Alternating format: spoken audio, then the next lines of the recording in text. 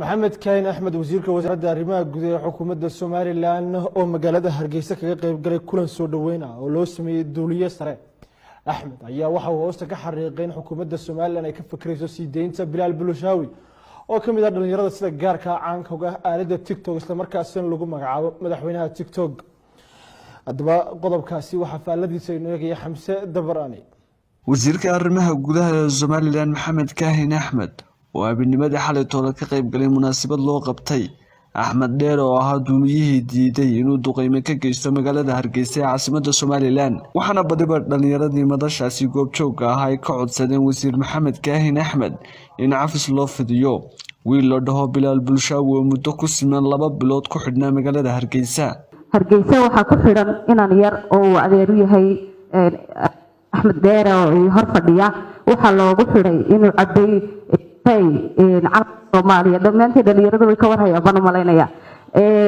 abaal loo gashay annagana badbaadisay nolosheeda badbaadisay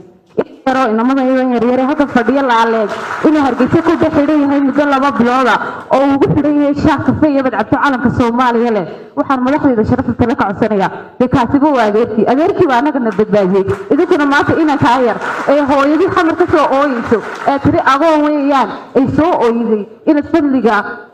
axmed dheer ku sii deysaan waa iga codsi waanan mahadsantahay wasiirkii arrimaha gudaha fadhiya inan yar oo dhalinyaro ah oo ka yimid koonfur khaasatan magaalada xamar ayaa wadanka wuxuu ku xidhan yahay muddo badan hooyadiina in doora ayay soo ooyday waa hooyada aad maalintaa badbaadisay unbaa annagana mataqaanayay na dhashay wasiirka waxaan ka codsanayaa oon jecelahay inuu halkan iiga jawaabo inan kaa yar ma kafaalo qaadaya inuu caawa sii daayo uu hooyadii mataqaanaa si xorriyada ugu tago intaas si common ah weeyaan arrinkii inankii xidhnaa arrintiisii jaamacya baan ka wada xidhiidhaynaa taladana waan qaadanaynaa tallaabana waan ka qaadaynaa axmed oo aad iyo aad baanu kugu mahadnaqaynaa qarankan iyo ummaddan xusuus badan yeelanaysaa waanaad ku leedahay waxay kaaga xasuus badan yihiin qaar badan oo ka dhashay